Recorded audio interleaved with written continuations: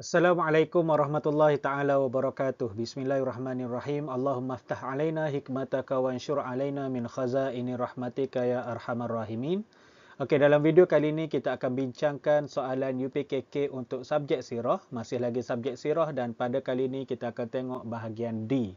Okey, untuk bahagian D ni dia memperuntukkan 20 markah yang mana soalan bahagian D adalah berbentuk soalan subjektif.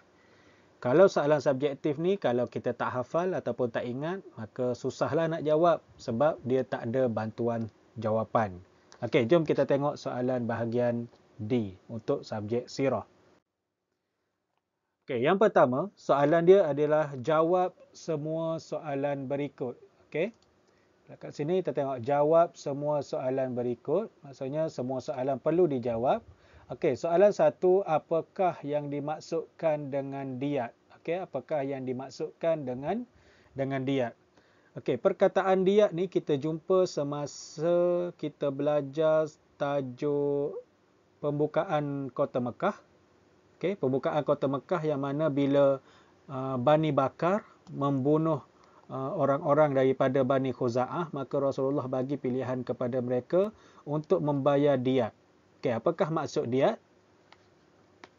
Okey, diat ialah pampasan atau ganti rugi atas kehilangan nyawa atau kecederaan. Okey, pampasan ataupun ganti rugi atas kehilangan nyawa atau kecederaan. Okey, soalan yang kedua.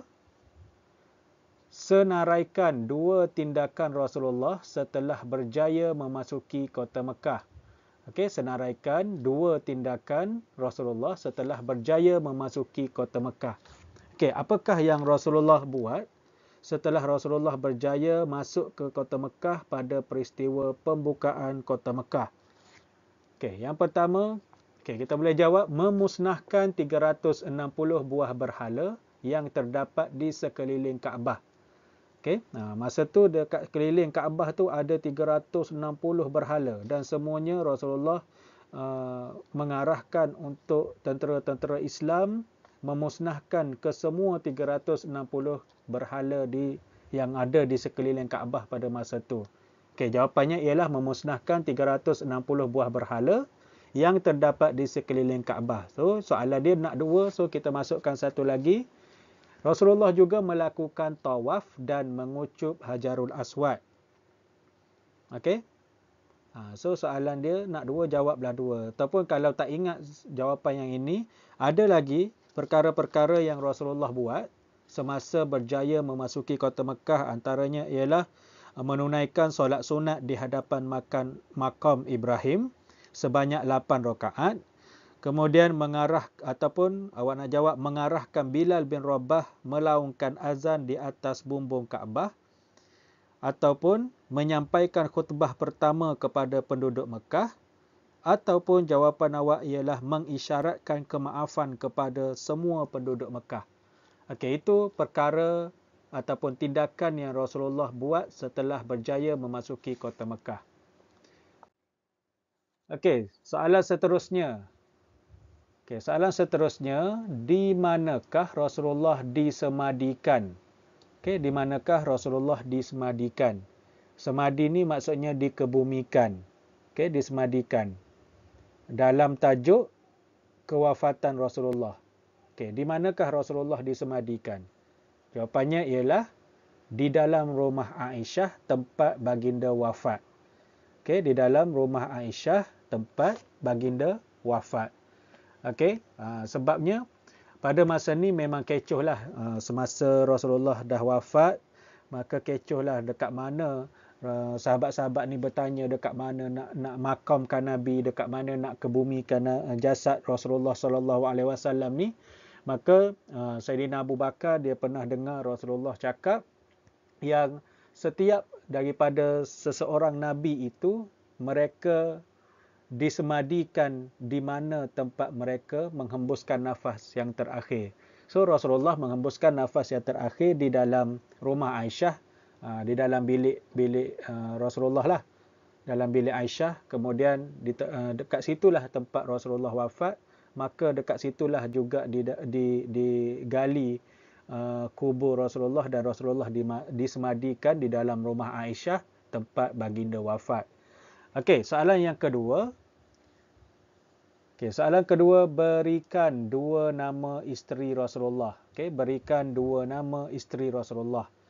So, kalau isteri Rasulullah ni ramailah yang famous kan, tapi paling kalau dia minta dua tu yang paling kita kenal adalah Khadijah binti Khuwailid. Okey, Khadijah binti Khuwailid, dan seorang lagi ialah Aisyah binti Abu Bakar. Okey. Ataupun kalau tak ingat Khadijah binti Khuwailid ataupun Aisyah binti Abu Bakar ni, boleh juga jawab Saudah binti Zam'ah ataupun Hafsah binti Umar, Zainab binti Khuzaimah, Ummu Salamah Hindun binti Abu Umayyah, Zainab binti Jahsy, Juwairiyah binti Haris, Ummu Habibah Ramlah binti Abu Sufyan, Safiyah binti Huyai, dan Maryah Al-Qibtiyah. Okey, mana-mana saja nama-nama isteri Nabi boleh dijawab. So, paling senang Khadijah binti Khuwailid dan Aisyah binti Abu Bakar. Okey, seterusnya. Jawab semua soalan berikut. Soalan 1, tuliskan nama ibu kepada anak Rasulullah yang bernama Ibrahim. Okey, tuliskan nama ibu kepada anak Rasulullah yang bernama Ibrahim. Seperti mana yang kita telah belajar dalam tajuk anak-anak Rasulullah. Okey, Rasulullah ada 7 orang anak, dan 6 orang daripada anak Rasulullah adalah ibunya ialah Sayyidatina Khadijah, kecuali seorang saja yang bernama Ibrahim. Ibu dia bukan Khadijah. So, nama ibu dia ialah Maryah Al-Qibtiyah. Okey, Maryah Al-Qibtiyah. Okey, itu nama ibu Ibrahim anak Rasulullah. Maksudnya Ibrahim ni bin Rasulullah, Ibrahim bin Muhammad. Ibu dia nama Maryah Al-Qibtiyah. Okey, kemudian soalan yang kedua, berikan dua panggilan anak Nabi yang bernama Abdullah. Okey, anak lelaki Nabi yang bernama Abdullah ni dia ada nama panggilan. Okey, nama panggilan, dua nama panggilan bagi Abdullah anak Nabi ni. Abdullah bin Muhammad ni dia ada dua nama panggilan. Okey, apa yang dua tu? Yang pertama jawapannya ialah At-Tayyib, dan yang kedua ialah At-Tahir. Abdullah ni dipanggil juga sebagai At-Tayyib ataupun dipanggil juga sebagai At-Tahir. Itu nama timangan ataupun nama panggilan dia. Okey, seterusnya. Soalan yang seterusnya ialah, bilakah Rasulullah wafat? Okey, bilakah Rasulullah wafat? Okey, kalau boleh kriteria-kriteria berkaitan dengan kewafatan Rasulullah tu masukkan jelah semua. Okey, contohnya awak jawab macam ni. Hari Isnin 12 Rabiul Awal tahun 11 Hijrah. Okey, hari Isnin 12 Rabiul Awal tahun 11 Hijrah. Okey, boleh? Okey, seterusnya yang kedua, tuliskan dua sifat Rasulullah dalam keluarga. Okey, tuliskan dua sifat Rasulullah dalam keluarga.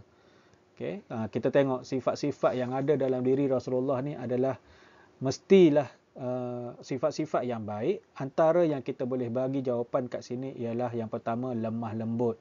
Rasulullah bersifat dengan sifat lemah lembut terhadap ahli keluarganya. Okey, ahli keluarga Rasulullah. Kemudian Rasulullah ni seorang yang penyayang. Okey, seorang yang penyayang terhadap ahli keluarga. Ataupun awak juga boleh jawab sabar, pengasih, okey, membantu isteri dan juga pemaaf.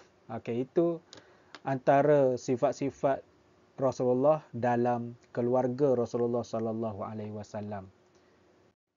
Okey, sekadar itu saja apa yang kita boleh kongsikan dalam video kali ini, bincang soalan UPKK subjek sirah bahagian D.